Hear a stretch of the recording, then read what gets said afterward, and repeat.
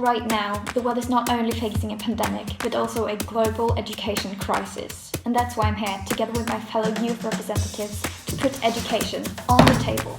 كتير مهم إنهم يسمعوني لأنه هم قادة الرؤساء اللي راح يقدروا يحققون هاي الأشياء. Now we're going to hear from Anjali. Over to you. Hi, my name's Anjali. I would like to draw your attention to the impact of climate change on education. I'm really worried about school closure because school closure means the stopping of education of more than 90% of children. Education is a basic human right. Education is something that is crucial and important. El único mecanismo de cambio que tiene nuestra sociedad.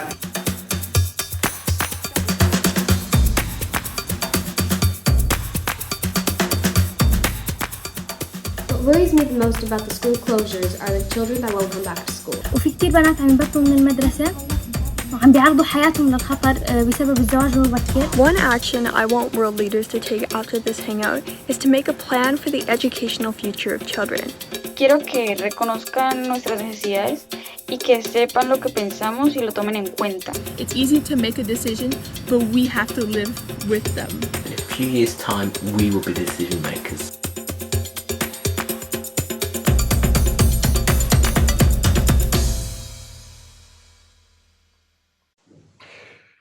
Welcome to this joint ConservativeHome Save the Children event on the global education emergency. Only yesterday we had an event with Save the Children in which we were looking at the situation for low-income families in the UK, of which what was happening in schools was a part. And this event looks much wider. And the video was the perfect introduction because you heard from the people concerned, the children, rather than from the chair. And very simply, it's based around a single astonishing statistic, which is like 1.6 billion children worldwide at the height of the coronavirus crisis simply haven't been at school. And we've been so preoccupied here in the UK by what's happening here that we may have missed it. We may also have missed the fact that 258 million will have probably been out of school anyway. So what can be done about this global challenge, particularly in the light of the changes within government itself in addressing and dealing with international development? So we've got about an hour and a quarter. I'm going to introduce the speakers one at a time. The first will have to leave us before the event is finished. So I want to get on to introduce that first speaker, who is Baroness Sugg, Minister for the Overseas Territories and Sustainable Development, who I've known for a long time, who at one point was really head of operations for David Cameron, now dealing with this in the new Foreign Commonwealth and Development Office. So Liz Sugg, over to you. Hi, Paul. Thanks so much. Really good to be here. Good. And would you like to make some opening remarks? Absolutely. So I think the video, as you said, really highlighted the problem. And even before COVID-19, we had far too many children out of school. And COVID-19 has caused school closures across the world. Educating girls is an absolutely top priority for me and for the government and for our new department. I don't think it's an exaggeration to say that educating every child is really going to sort of help change the trajectory of a whole country. And it's one of the best investments we can make with our international development money, both kind of economically and socially as well. We know it improves the health and the wealth of nations. And if we want women to really play a transformational role in helping lift communities out of poverty, which we really need them to do, we've got to make sure that they're educated. Thank you. And our next speaker is Alice Albright, who's the Chief Executive Officer of Global Partnership for Education. So Alice, if you'd like to give us this kind of global view of what's going on, what you want government to do, please do now. Yes, thank you. And it's wonderful to be with all of you virtually here from Washington and get myself over to the UK virtually. So thank you so much. Let me just make a few opening remarks. Just a little bit about GPE. We are the largest global fund and partnership exclusively dedicated towards education. We work with the 70 or so lowest income countries of the world. That number is on the rise. Since we were started, we've deployed $7 billion. With that money, 160 million more children are in school. Twice as many girls are enrolled, and governments have saved about $6 billion in efficiencies in terms of how education is delivered. Looking ahead, the big word for us is transformation, and we'll be looking with our new strategic plan at better reach, better scale, and really, again, continuing to dig down to some of the equity and inclusion issues. Just a bit about COVID. COVID represents the largest education emergency that we've seen in decades. It has the potential to roll back the progress that the UK has achieved working with all of its partners over the past 2 decades. We believe that tens of millions of children run the risk of never going back to school, particularly girls, because we see teenage pregnancy, early childhood marriage on the rise. And also the economic fallout of the pandemic is substantial and will hit the hardest families, the poorest families the hardest. GPE in the beginning of April launched the largest COVID education response in the development world. It was $510 million. Nearly all of that money has been deployed, and it's focused on helping countries with various forms of distance learning, teacher training, school reopening, and reaching the hardest. We've talked a little bit about girls. If educating girls was not a vital challenge before COVID, it is an even more vital challenge after COVID. And we see that girls are the most left out in crisis situations. The economic costs of leaving girls out of school are colossal. Over the lifetime of girls, we estimate that between 15 and 30 trillion dollars of lifetime productivity could be lost if we don't educate girls. And there also are substantial intergenerational benefits of educating girls in terms of enabling them to take care of their own children, their health, their education, their welfare, etc. Just one final point on why we believe this is so important for the UK right now. First of all, given the urgency, we need global leadership on prioritizing education. We need a coordinated global response. We need to put education at the center of the foreign policy agenda. We believe that it's a fundamental part of what we would consider the global Britain agenda. But of course, that's very much under formation, but we would see it as being a priority within the Global Britain agenda. And then finally, given the G7's, the UK's leadership of the G7 upcoming, it's a terrific opportunity for the UK to put education on the top of the agenda within the G7. And we're very eager to work with all of our friends and colleagues in the UK in order to do that. And we are immensely grateful for how much attention the UK government has already spent on education. The UK government has got an incredible track record in development and in many other respects, and we're very eager to work with the UK and all of our other partners to get education on the top of the agenda in the G7. So I'll stop there, and thank you all for inviting us. Thank you, Kirsty. It's a pleasure to see you for a second time in 2 days at a second ConservativeHome Save the Children event. Kirsty is the Executive Director of Policy, Advocacy and Campaigns at Save the Children, and here's a view from you now. Thanks, Paul. So really, I think I'm here to spread some good news. And often that's not the case that campaigners are here to do that.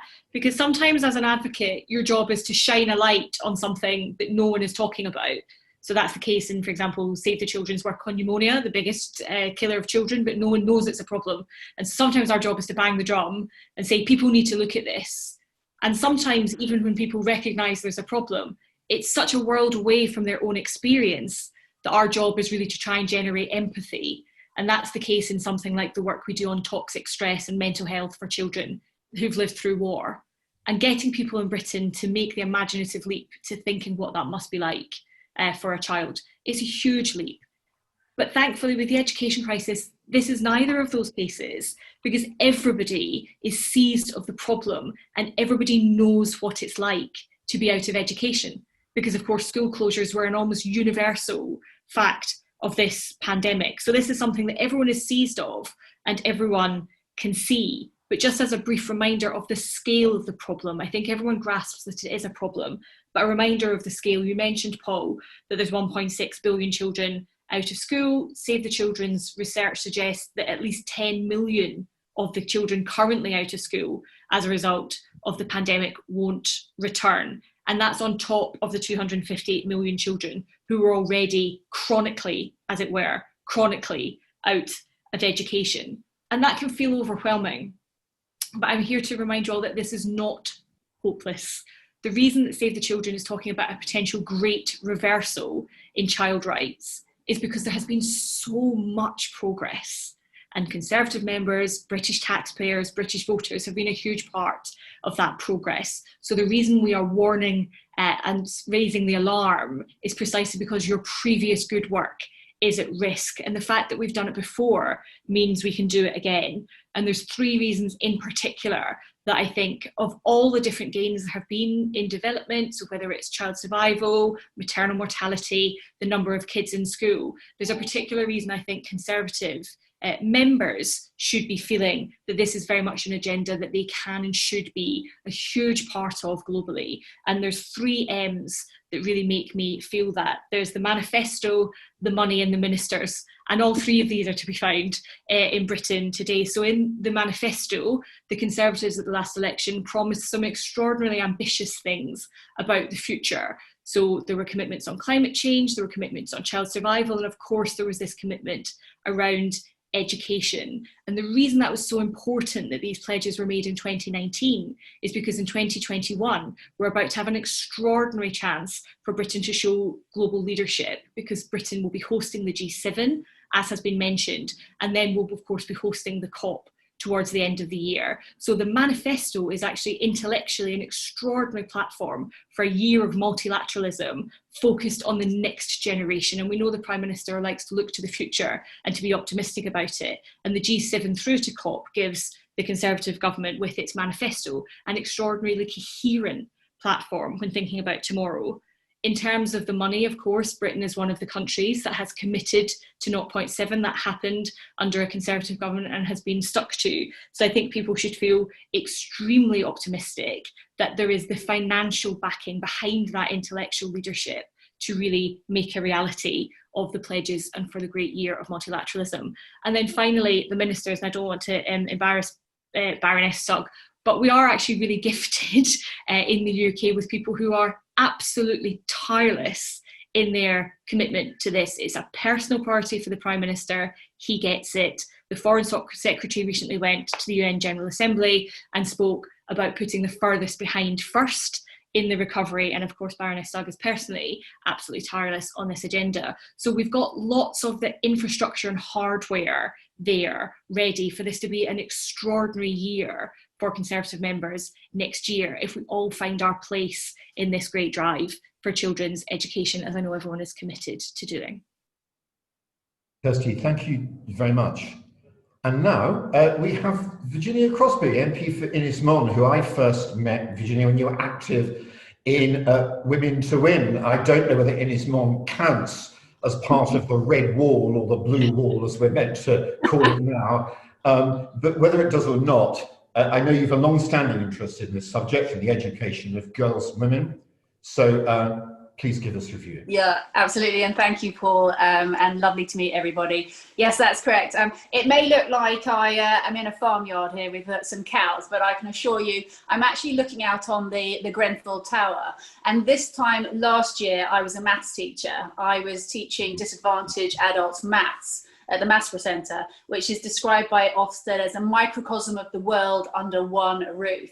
So I thought I would share some of my learnings and some of my experiences with you. So I spent 4 years teaching maths to disadvantaged adults, and they were generally they had children. So I had a creche with sometimes 21 kids in the creche. I'd be teaching someone from Somalia, equations, and I'd have their baby on my lap. But they were there for so many different reasons, and whether it was to help their own kids to finish off their education that had been abruptly cut short. But it was essentially about confidence and about empowerment, and it was that sense of empowerment that was very, very palpable. And they were all from different parts of the world, all different religions, but they were getting together with one common goal. Now, 3.5 years ago, we had the Grenfell tragedy, the fire. And the first days were all about money. Then it was about getting clothing and possessions. But I got to realize it was about getting hope for these young people in the community, particularly the women, the leaders of the family. And so I started getting some of the young girls, mentoring them and saying to people, you can help by sharing your address book. And I got a lovely young girl, Danielle, to get some work experience at Deutsche Bank, and now she's a trader, and that has implications for her whole family. You know, her mother's a hairdresser, her father is a driver for Ocado, and her sister. So I think mentoring is key, and how we can reach out to those. And then how we can hear their voices. And this is about agency in the community. And we've really seen that lack of trust in local politics, in democracy. We can see that with the councillors here across the UK. There are so few women that are actually councillors, and yet their briefs are largely sort of health, largely education. These are sort of traditional, sort of female-dominated subjects. So how can we get more women to get involved in local government? And then in Parliament, I mean, when we look on those green benches, we've got to have representation on those green benches if we're going to reflect the electorate and have laws and decisions made that are going to benefit the electorate. And I often talk about my journey. I genuinely don't know what the solution is. Essentially, I was headhunted by Women to Win. But I mean, first person in my family to stay at school beyond the age of 16. I went to a grammar school. So how can we attract women like me? It's really, really tough. And I think we need to get people involved at the ground level and get them involved in public appointments and get them involved in local charities. So I just really wanted to share some of my story and some of my background. Virginia, thank you very much. We've got the Minister till about 3:45, so I want to ask some quite relentlessly political questions, Liz, before you go. And to sort of cut to the chase really in this way. If we had this event last year, we'd have had DFID. DFID is gone. This is quite a controversial decision. And it's not a secret that some people think it signals a deprioritising of overseas aid after years and years of it being built up by David Cameron and George Osborne, first in opposition and then in government. And now there's been this change and aid's been taken to the Foreign Office where it will be quietly demoted. So if you could give us a view on that, and then I've got a couple more questions about it. Sure. Well, as you know, the aim of bringing the two departments together is really to align both the development policy as well as our diplomatic policy. And if we talk about girls' education, which is what we're focused on, I'll point you back to Kirsty's 3 M's, if I may. We have the manifesto commitment on girls' education, we have the money with the 0.7, and we have the ministers where the Prime Minister is passionately committed to this. And I actually think on girls' education, the merger is a big opportunity for us. We're hosting the G7 next year, which is a huge kind of gathering of trying to build political consensus, and we're able to bring our development expertise along with that as well. So in different times, we had bilateral programs in around 18 countries, and actually now having the whole of the kind of diplomatic network we can bring to bear to advocate for the importance of prioritising education investment is going to be really key. And, we've seen here in this country the pressures on our budgets, and that's, of course, happening all over the world. And the natural, understandable kind of first response to COVID has been the health response. But, we are also in this education crisis as well. So anything we can do to make sure that we are encouraging our partner governments to kind of keep this prioritisation on education investments going to be key. There's only so much that the generous British taxpayer can contribute to the kind of global peace on girls' education. But by using all of our diplomats all around the world, as well as our development expertise, we really hope that we're going to be able to kind of shift the dial on this and make sure that we don't take a step back from all of the gains which we've seen recently. I just want to press you on this one more time, and it's specifically in the context of girls' education. I'll come back to it in a minute. But I just want to read you what David Cameron said about the change to the department, because he's only tweeted 24 times this year. He's a very economical tweeter. And he's only once gone onto Twitter to disagree openly with government policy, because he's very tactful about his successors. And he said, the decision to merge the departments is a mistake.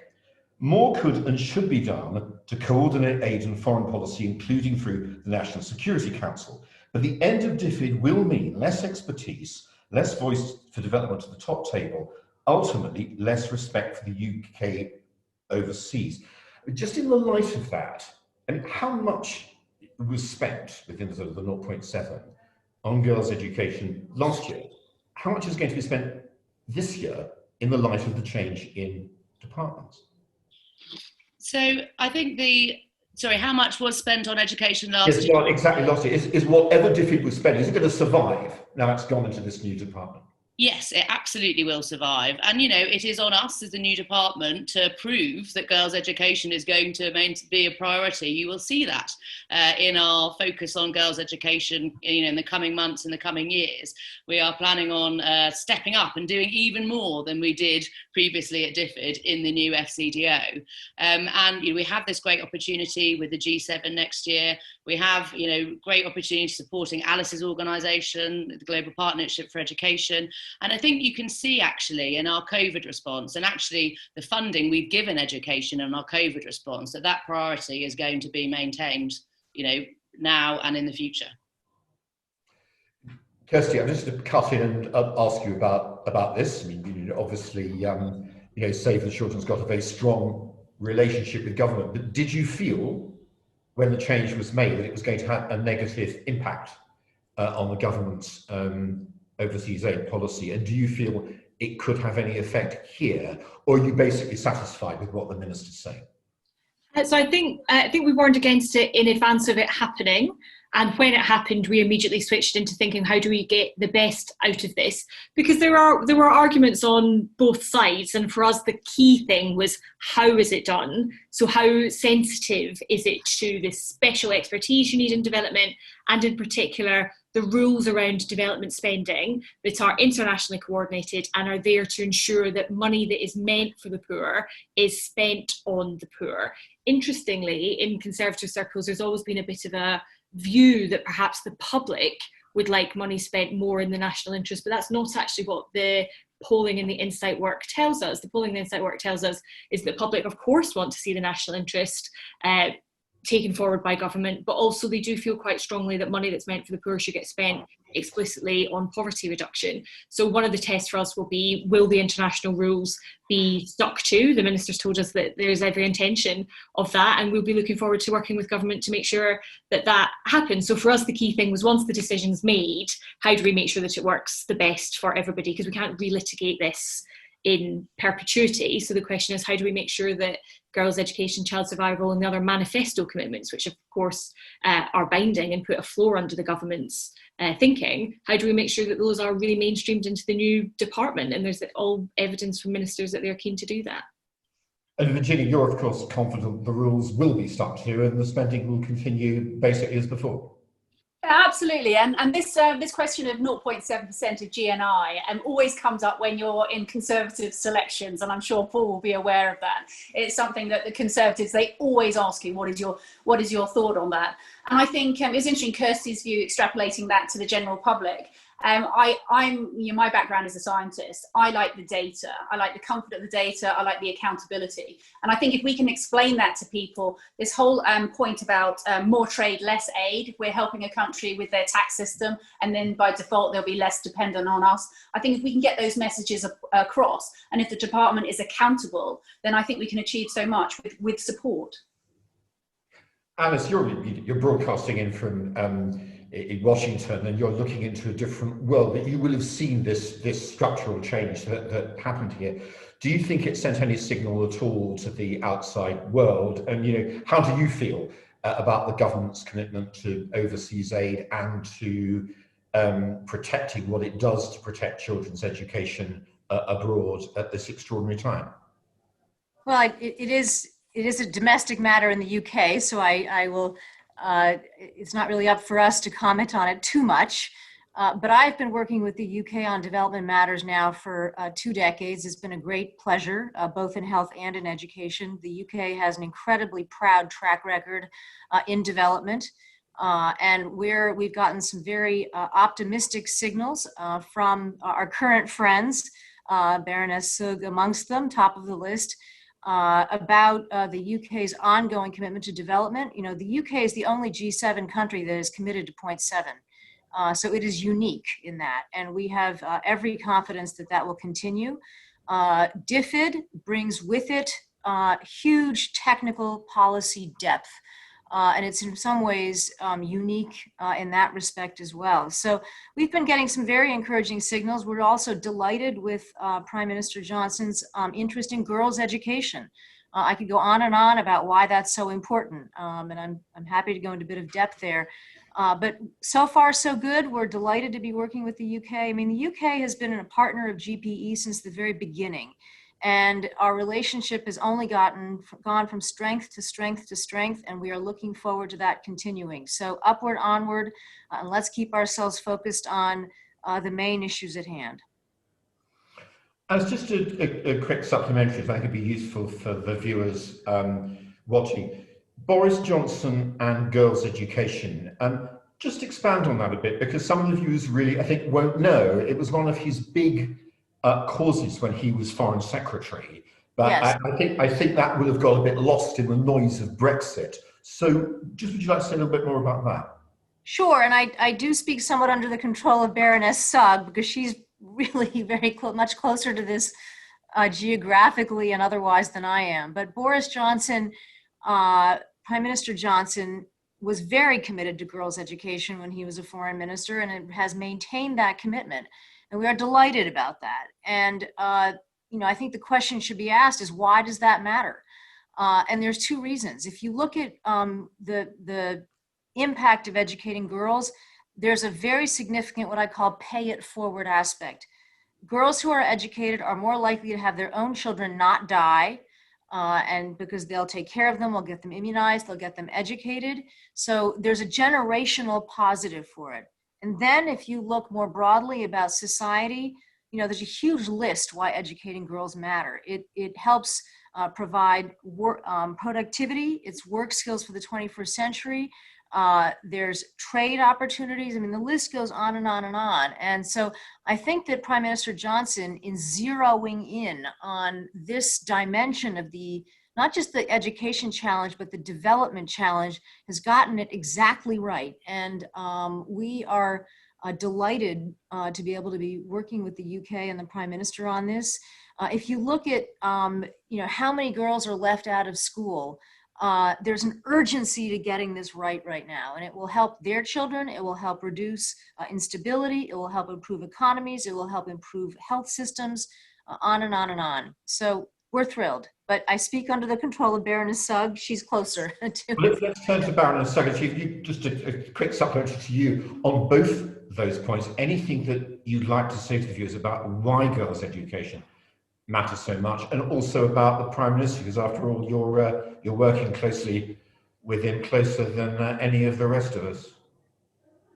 Well, I think Alice made the case for why girls' education is so important brilliantly. I mean, I'd also add on climate as well, which of course is one of the other huge challenges which we've got to face as well. And we know that educating women and girls is actually one of the best climate change disaster prevention investments as well. So, I mean, the case goes on as to why it's the right thing to do, investing in girls' education. And the Prime Minister, as Alice said, since he was Foreign Secretary, this has been a really top priority for him. He made me the UK Special Envoy on girls' education to really sort of drive this forward. And we've got the opportunities of the G7 next year and COP to really, push this up the international agenda.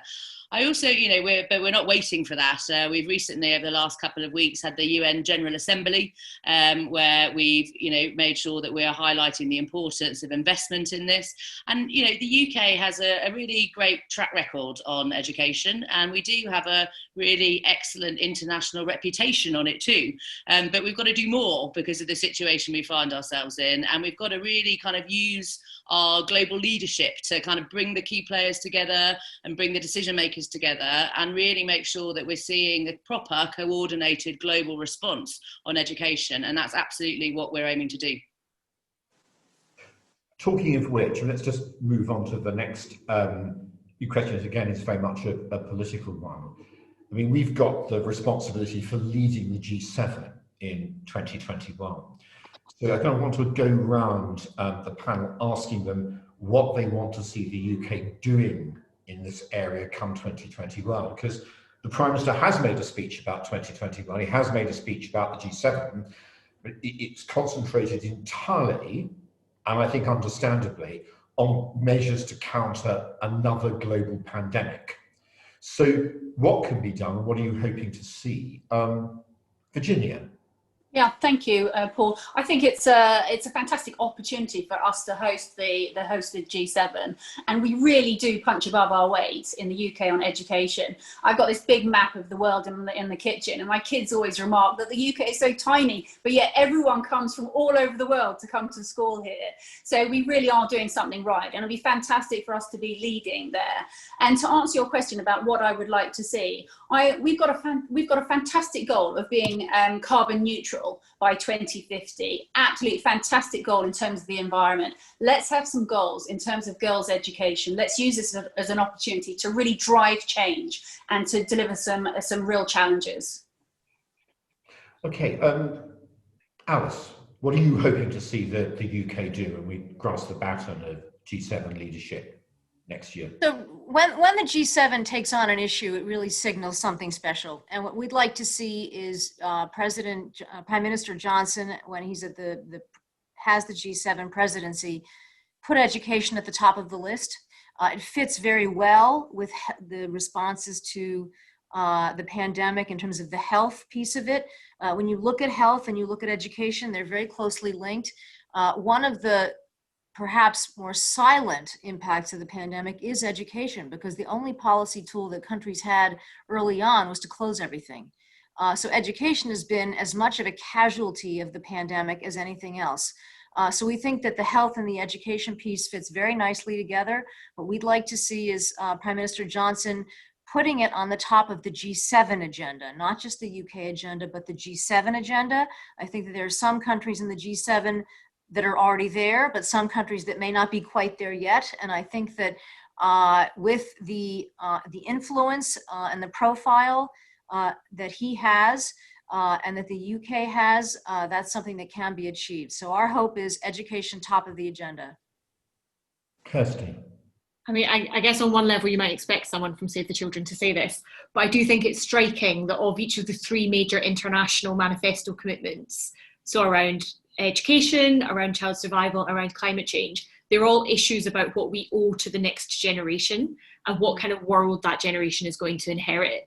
So sometimes the agenda for G7 can seem a little bit bitty and it's hard to explain to the public. I would love to see the Prime Minister come out boldly saying, we have these two great international seats next year. We're going to use them in a year-long drive to bring the world together for a settlement for the next generation. That would include education, skills, youth unemployment and work. It would include making sure there's universal health coverage so we're not losing a generation of children to ill health, and it would include some serious action on climate. But I think for me the packaging that comes together is we owe this to a generation. This generation has paid such a heavy price for coronavirus. There needs to be a new intergenerational settlement to see them through.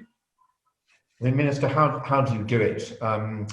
There's this emphasis in the conversation on putting children's education worldwide at the top of the agenda.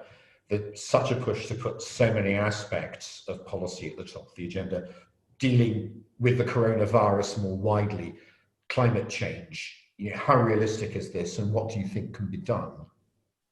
Well, I mean, as you say, there are huge amounts of issues on the agenda, but I think you can kind of, look at lots of people talking about building back better from the pandemic. And I think, the focus on this kind of resilient and inclusive recovery is what we all need to be talking about. And for me, education is an absolutely key part of that. Yes, we've of course got to deal with any second wave and and continue to invest in vaccines and universal health coverage. But actually, if we're going to deliver for the next generation who have been so hard hit by this pandemic, and the economic shocks are going to continue for years and years to come. If we're going to deliver for the next generation, we've got to make sure that they're educated. And so I think putting girls' education at the heart of that kind of build back better is going to be really important, so that we do, see us properly sort of delivering for the next generation. And I think that's, part of that is political leadership and political commitments. It's also about financial commitments as well. We know that education was already underfunded, and with all this additional pressure, we've got to make sure that our partner governments as well as the donor governments are properly investing in it. And GPE, Alice's organisation, you do incredible work all around the world. They've got to get the money in order to be able to do that. So we'll be encouraging others to kind of put their money where their mouth is and invest in organisations like the Global Partnership for Education, like Education Cannot Wait, which deals with education for some of the most kind of hard to reach, hardest hit, conflict and crisis affected children. So we've got to kind of bring everybody together in political consensus, but also encourage that financial commitment too, and do what more we can to kind of leverage in money from the private sector as well as from donor governments. So, Minister, just a quick question for you. So we've had our first question in from those watching, from Andrea Knowles, who asks, can Baroness Sugg elaborate on how development spend rules might be pushed moving forward in a rather Times article of yesterday? I'm afraid I'm not sure what Times article they're referring to. Nor I confess to know. Okay. I mean, look, I think, as we are the only G7 country who is committed to spending 0.7%, and that does give us the ability to use our kind of political convening power to do so. All I can talk today is on girls' education. We were world leaders on it before. We will continue to be so, and we'll see more investment in girls' education going forward because we think it's such an important and an impactful way to do international development.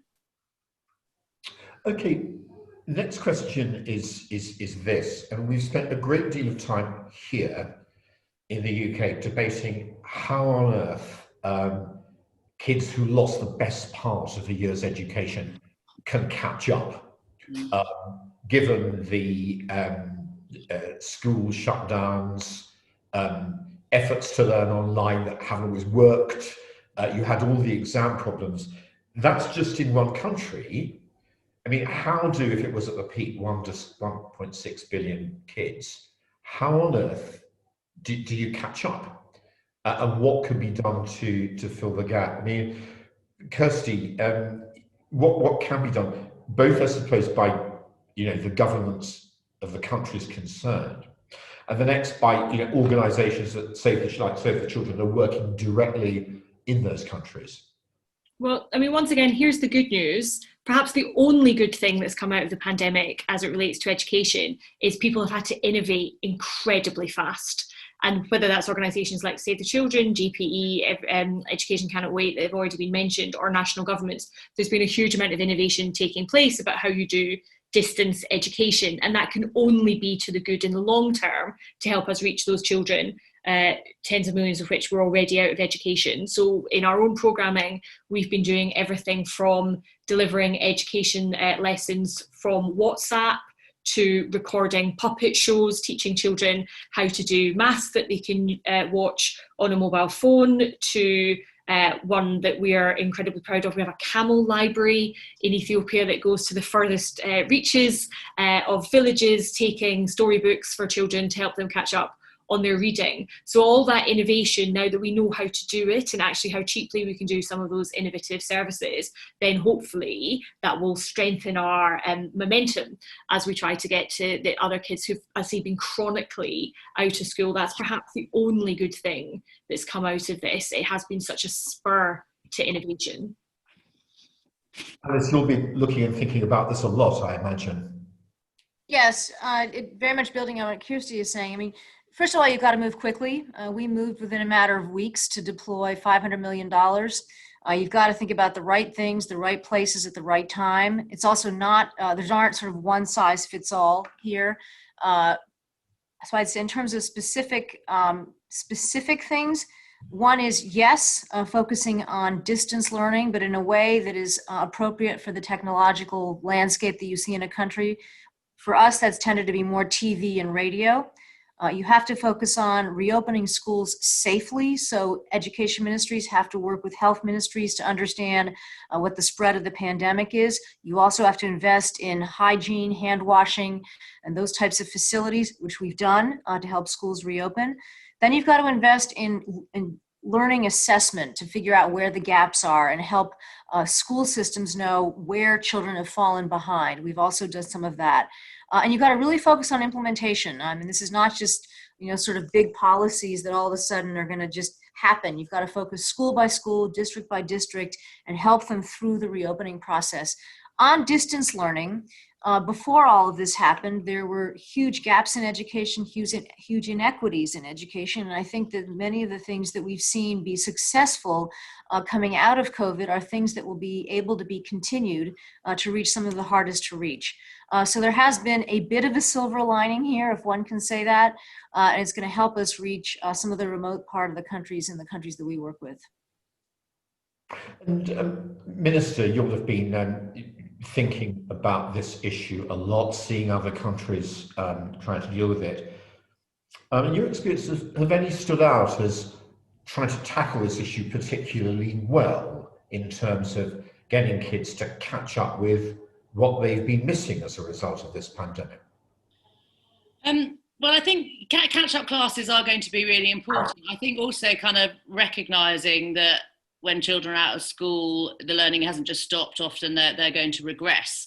And so we have a flagship programme called the Girls' Education Challenge, which works in 18 countries. And we're working to make sure that teachers are sort of ready to adapt their teaching so that pupils can get back to where they were previously and as soon as possible. So I think really important that we recognise that. And then the learning quality, which is always, that alongside the access to school is really important. And I think making sure that the teachers are well trained so that they can adapt their lessons. And as Alice and Kirsty flagged, I think what we've learned on distant learning is going to be really, really important going forward. I don't like to pick favourites in countries, but I will, as you've asked before.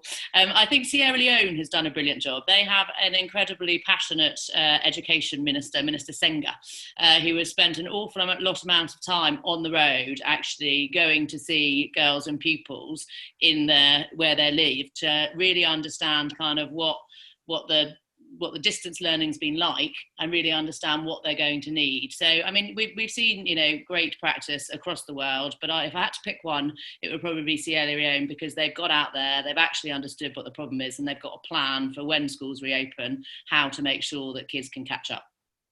Well, thank you very much for coming back directly. Virginia, any thoughts here?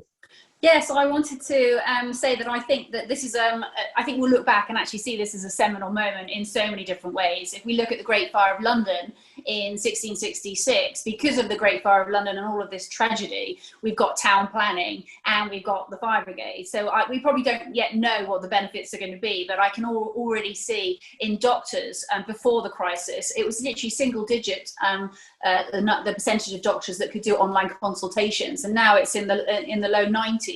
So that's a fundamental change. And Alice was talking about girls' health. And so we could see how we can extrapolate that across the world. And then if we look at the online learning platform, it really has been a case of what concerns me is, are we pushing that disadvantage gap even wider?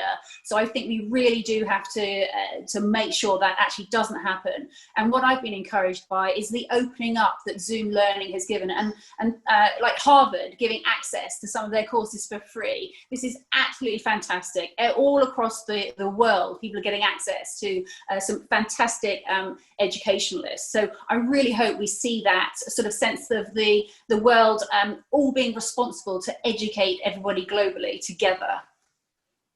Thank you. Our next question that's come in from Janaka Kasawawala, which is this. Education is a very broad term.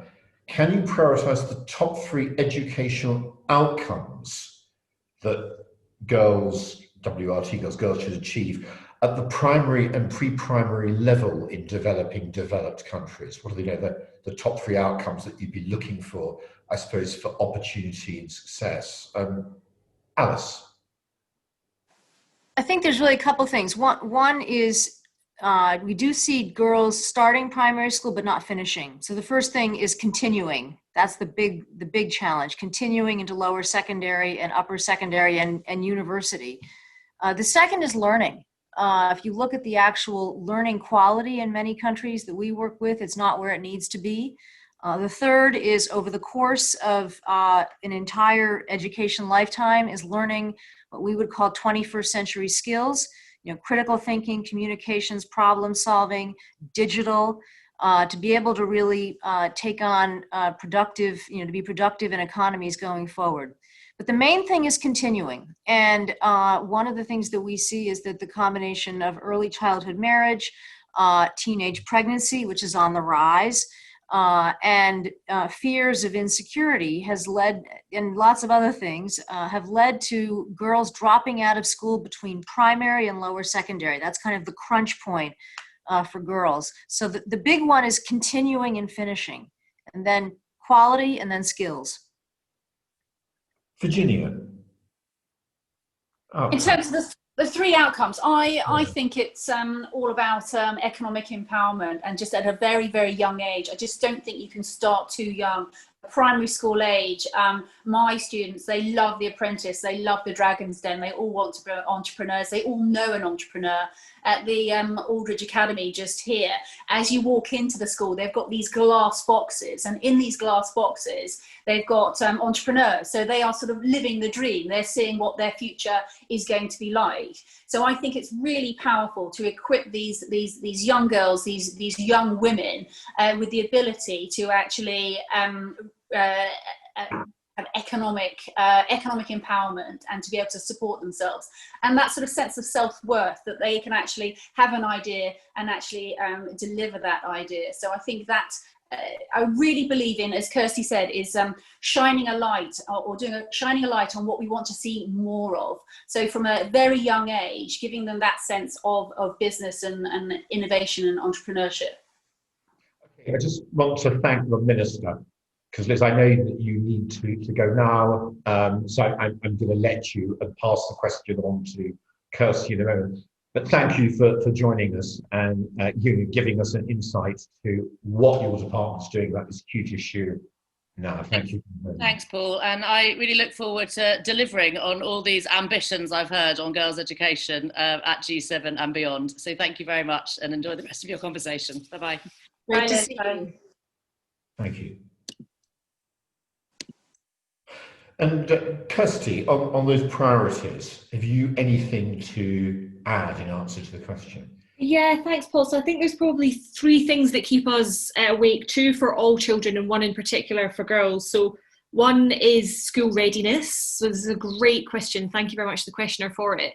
So one of the things we see in the UK and around the world is children who start school without school readiness stay behind.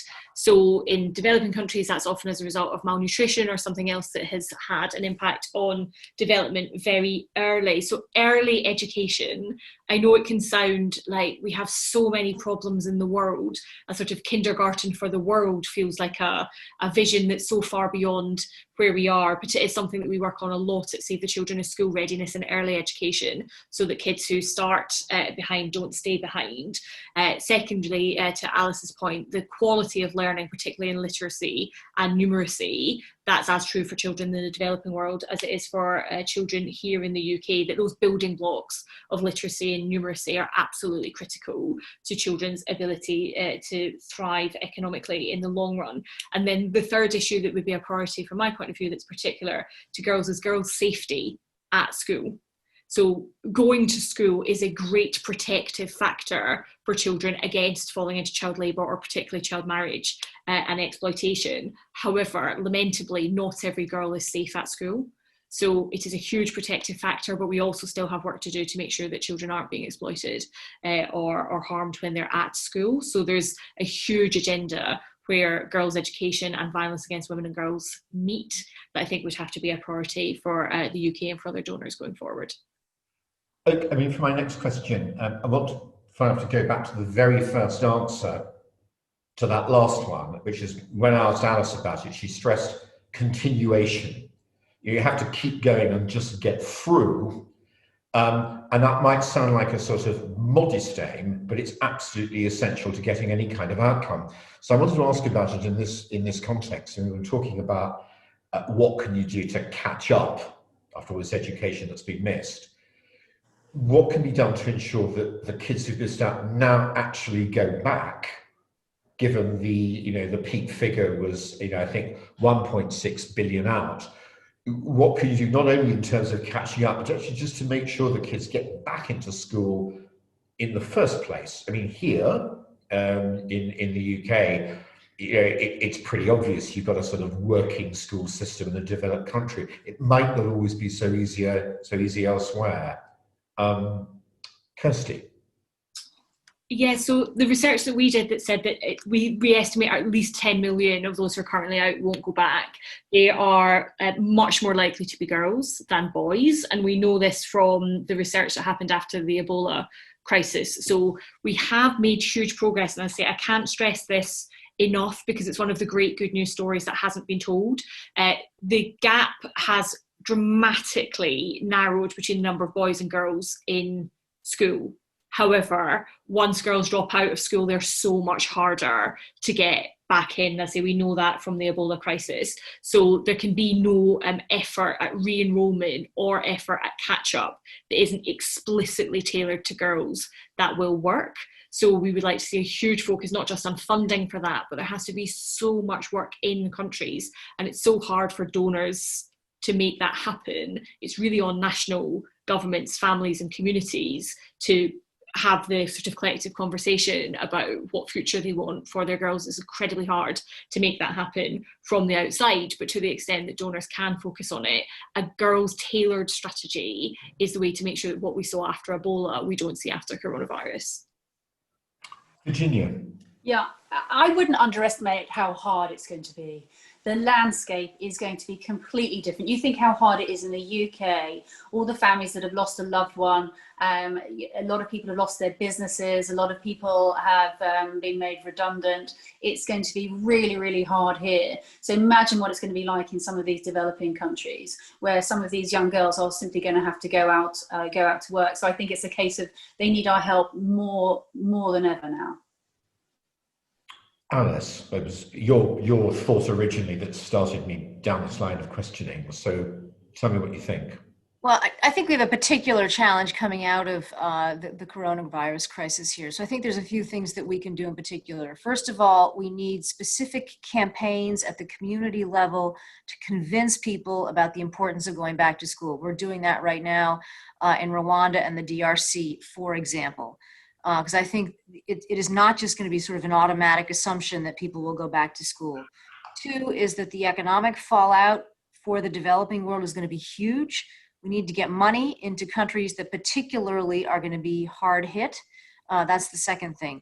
Third thing is that there are countries where rates of teenage pregnancy, for example, have gone way up. And there have been in some countries, there are policy choices or regulations that say if you're a pregnant girl, you can't go to school. Okay, so if you combine that together, there are going to be girls who are now can't go back to school because of the can't go back to school while pregnant rule. Got to change the rule and let girls go back to school if they are pregnant. And there are some countries that are beginning to chip away at the policy barriers there. So it's money, it's policy, and it's campaigning. Okay, I mean, again, let's take thought up from that last answer. And ultimately, I suppose, Kirsty, you don't want to have Save the Children working in these countries to do work that ultimately the governments of those countries could potentially sort out. You're looking for good governance. And what Alice just said was a reminder that you can have rules and regulations and laws that are not good governance. So what can actually be done, is being done to ensure that governments step up to their responsibilities? What are the barriers? And some of them are obvious. If you've got war or famine, what tends to work best? I know these are kind of big scale questions, but important ones. So Kirsty, let's start with you. So it was interesting. It was actually one of the big fixations that the previous Prime Minister, Mr. Cameron, had, was what he called the golden thread, which was around good governance. He said that's the golden thread of development. The flip side of good governance, though, of course, is a functioning state. So it's not simply that your state is accountable. It actually has to have enough money flowing through the system to provide the services that citizens have a right to expect. So when we think about good governance, we quite often think of the jargon as domestic resource mobilisation, DRM. So what is a country's capacity to collect taxes? And then when it collects taxes, how are they being spent? And I think there's probably two policy answers to that. So one is, we do have an aid budget that is well suited to doing certain kinds of things and not very well suited to doing other kinds of things. So and this isn't an ideological point, it has been a fixation of very many secretaries of state when we had a DFID to do economic development through aid. And actually we don't think there's very much evidence that aid money coming from Britain is particularly well suited to generating a sustainable hospitality industry in another country. It is very well suited to helping provide health and education system, but also crucially, it's actually quite well suited to helping to build tax systems. So donor money can help tax systems, and British aid's actually got a very good track record of doing that. So there's a question of, do they have the capability to collect tax, but then also how is that tax spent? And Save the Children had a view which was actually quite controversial inside the development sector, that some of our aid should be conditional on people choosing to spend the taxes that they collect on the right things. So we said, for example, if countries are not stepping up to provide universal health coverage with some of the taxes that they collect, the British government should take a view about whether we should subsidise further activity and whether we're at risk of crowding out domestic resource mobilisation. But that's quite controversial. What was the government's response to that? So the British government was interested in looking at that, but as I say, it was quite controversial in the wider development community because, of course, historically, conditionality on aid has been used in all sorts of distortionary ways. We thought this was an interesting progressive form of conditionality, and the government was interested in looking at it. But as I say, it's not without controversy as a policy prospectus inside the development community. Alice?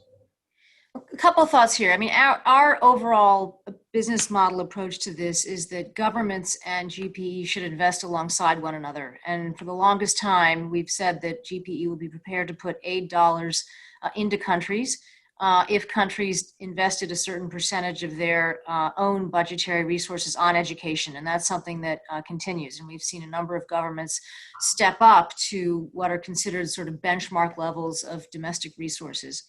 What's happened with COVID is that the budgetary resource allocations that could be available for education are getting squeezed. And so I think in the immediate future, we need to continue to think about how international money and domestic money can be complementary with one another. Domestic money needs to go principally for payroll. International money can help countries get back on track and invest in things like some of the distance learning and things that we talked about. But it has to be a partnership between the domestic money and the international money, and that's something that we work, that's really at the heart in some ways of the work that we do. Virginia? I think we need to remember that this is our taxpayers' money. And I think we as a government, I think we owe it to the taxpayers to be accountable. And part of the way of doing that is by, in terms of working where you've got good governance. And I think Kirsty's point about, was it Rwanda, Kirsty, where they collected tax? Yes, absolutely. And I think that is a very, very powerful message in ensuring, I think the contract with the UK taxpayer should be such that we are working hard to get these countries to stand on their own 2 feet. And it just goes back to that whole more trade, less aid, because we're going to have our own problems, particularly now, particularly with coronavirus, when absolutely we want to be supporting these other countries. But I quite, I agree that we should be very, very careful how we spend the money. Just let me come back to this question about public attitudes, just in response to what you all said. It's some while now since we did a survey of Conservative Party activists about aid on Come On Home. When we did, we found a lot of support, which one might not necessarily have expected. It was a support of a certain kind that it was rather like looking at a kind of Archer's target board. Right at the centre was emergency aid, and overwhelming support for that. Then when you got out to sort of clean water or air, still very powerful. When you got out on the fringe to education, or anything that the government might provide itself, the support began to leak away. So I'm kind of interested in what can be done to shift public attitudes, particularly, Kirsty, in the light of your answer about how you can't always assume that the country is concerned, in a condition to provide, because they may be in very difficult circumstances with war or some exceptional circumstance. And then also, and there's another interesting element of what you said was, let's stay practical. I'm not convinced, you said, that efforts to boost economic entrepreneurship can matter very much, work well. But when it comes to sort of building a tax system, we can give advice that works. So what can be done to sort of raise public awareness and build support for this at a time when there's still a legacy of people being very suspicious of intervention abroad? And I'll start, Kirsty, with you. So I do wonder, Paul, if perhaps the coronavirus has helped us understand each other a little more. And I think one of the challenges we've always had when communicating about development is we are talking to people, for the most part, about countries they'll never go to, people they'll never meet. So the empathetic, imaginative leap is absolutely huge to say to somebody, you have troubles in your own life. It's tough going right now, trying to raise a family and get through to the end of the month with enough money for the rent. It's tough going, but please could you help a nameless person somewhere you'll never possibly go? And that's always felt a huge leap. I wonder if coronavirus has helped us understand that actually our world is so much smaller and our lives are so much more similar, because there are some things that are true in every country in the world. So in every country in the world, there are some children trapped on the wrong side of the digital divide. In every single country in the world, including our own, there have been some children who've been going hungry as a result of coronavirus. In every single country in the world, people who have less secure employment have been more terrified about the economic hit of coronavirus. So I do wonder if you were to do this survey again, Paul, of your readers, if we might have started to understand each other a little more and feel less that there's an us and a them and a global north and a global south, and that we're split irrevocably into these great binaries. I do feel people start to feel more and more, in my experience, that we're all part of the same world struggling with the same issues. And that if you're a country as rich and as generous as Britain, if you can help, you should help. So of course people understand the pool of emergency and humanitarian aid, but let's not forget some of the more long-term aid. If that's what saved that's what saved a child's life every 2 minutes, right? So it's investment in something like immunisation through British aid that has meant our taxpayers have saved a child's life every 2 minutes. I think if you have that conversation with the public, who would not want to think, I haven't even had my breakfast yet, and I've already saved children's lives? So I do believe if we have the conversation in the right way, that we can get majority support. Yeah. Yes, and I would agree with that. And I think the situation even now more acute, because if you've got people in the UK who've, they're struggling with their kids' education, they're struggling with their, are they going to have money at the end of the month? Think how more acute that must be for these other countries. And I think people are actually aware of that. So it's a case of the widow's mite our money is even more important now, and it's even more important how we actually spend that. But I wanted to put it out there in terms of what do people here on the panel think about the other G7 countries and how much they contribute. If we're contributing 0.7%, do you think the pressure is on the other countries even more now? Right, well, let's deal with that directly. Sorry, Paul, I just genuinely interested. No, that's fine. I've no objection to other people wanting to ask questions, as long as I don't have to answer them.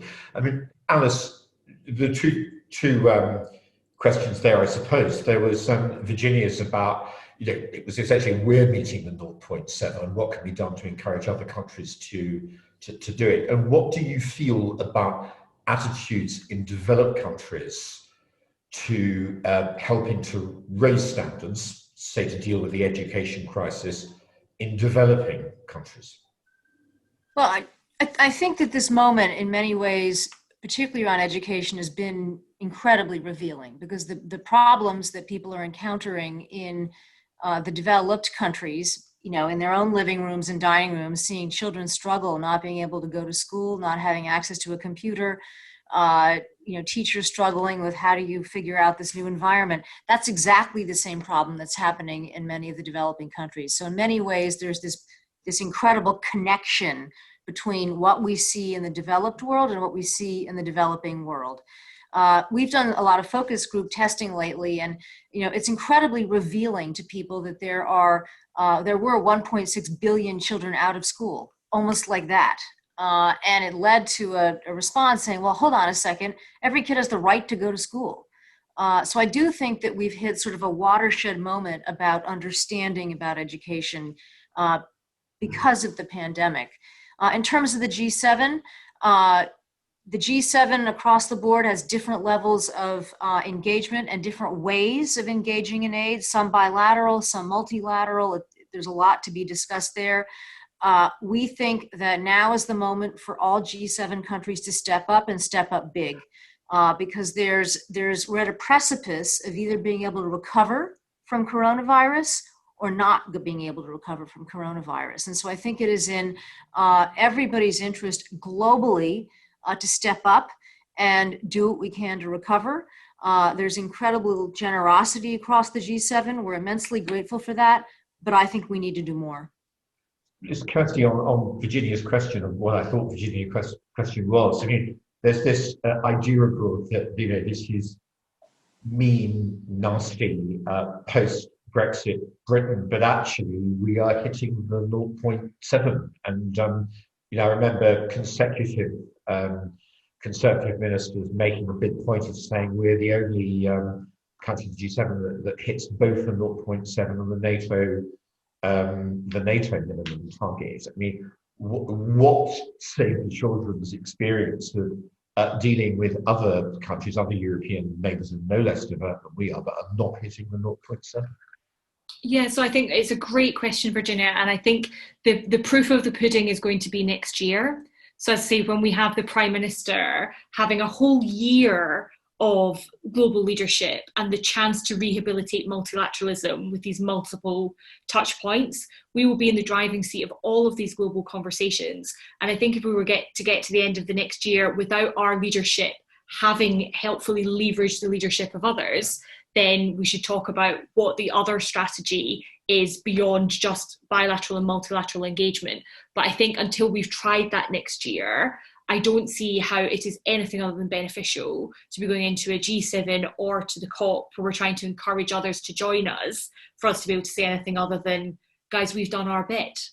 We've done our bit and now we need you to do yours. I think if we were in any way to resile from that leadership position, all that would do was have a domino effect on driving down the ambition of our partners. I think the fact that we're in pole position and we'll have all these leadership roles next year gives us a great chance to encourage others to catch up with us. As I say, I think we sometimes underestimate the outsized influence that Britain can have, and that when we look like we're losing our nerve a bit, how that unsettles everybody else.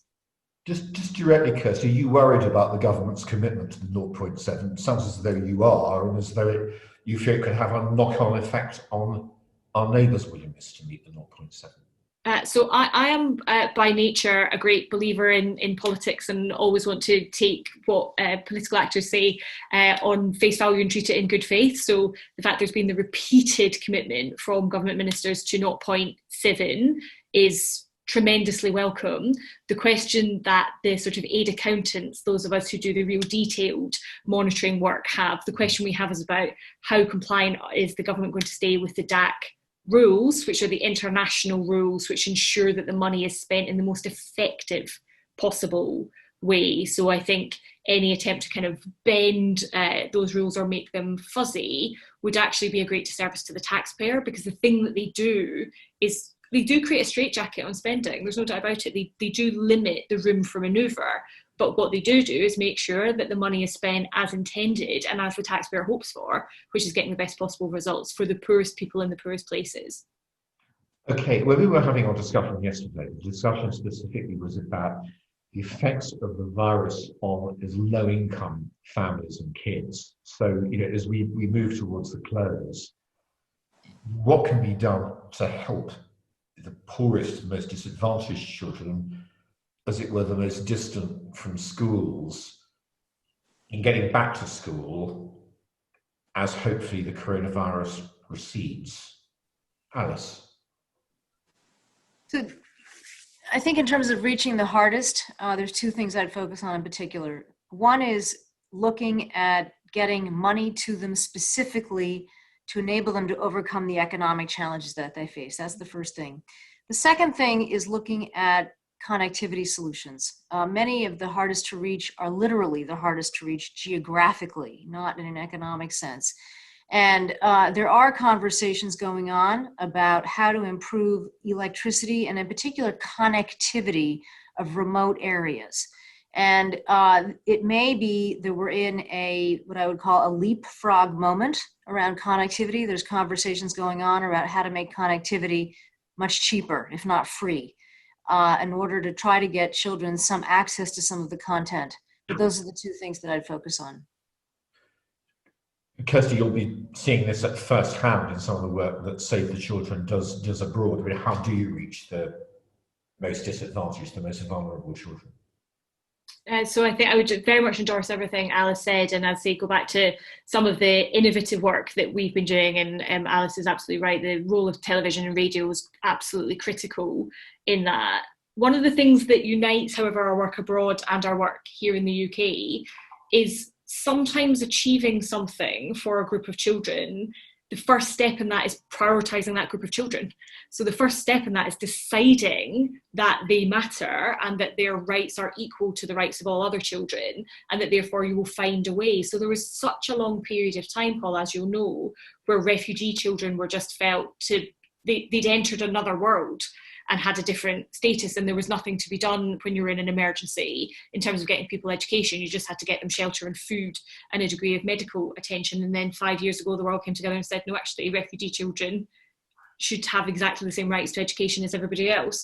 I think there's something similar happening, and all credit to Penny Mordaunt for helping get this up the agenda. There's something similar happening with disabled children increasingly, that there is a global recognition that girls will be some of the furthest behind, refugees and children on the move, but also disabled children will be some of the furthest behind. And sometimes it's just a question of deciding that something is a priority. And I know that we had a question about the UK, and I was very, very struck by what James Kirkup of the Social Market Foundation, The Spectator, wrote when he said, we seem to have been able to open pubs and hairdressers before our nation's schools. What does that say about our national sense of priority? And that sat so heavily with me. And I think there's a really deep truth in it, that sometimes you just need to decide who and what matters.